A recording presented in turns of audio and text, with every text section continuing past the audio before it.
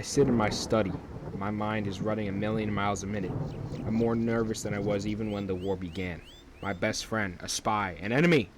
Who can I even trust? Can I even trust myself? It's almost like a message was sent from the heavens when I hear a knock at my front door. I ignore it, of course.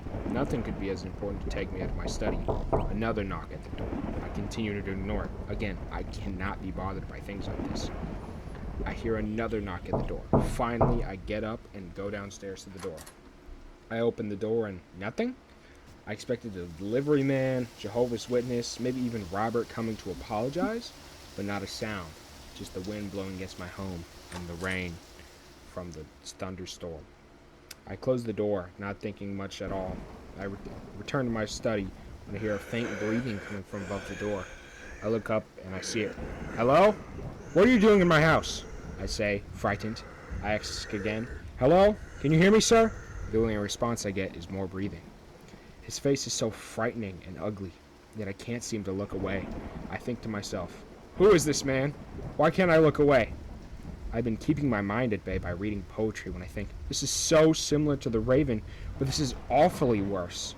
A man on the wall of my house staring at me, not blinking, only breathing. I continue staring at the man, unable to take my gaze off him. Sir, please leave my home, I say, waiting for a response I seem to never get. Were you sent by someone? More breathing is sent my way.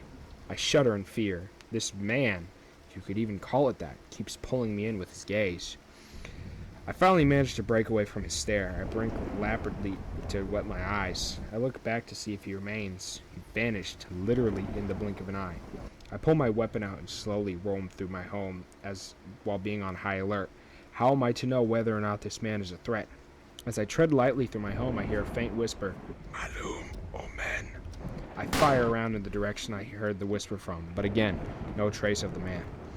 I do one final sweep of my home before heading to my bedroom to try and get sleep after this intruder popped up and seemingly disappeared out of thin air. I close my door to my bedroom. I look up again. There he is. I fire another round into his face. Feel weight fall onto me.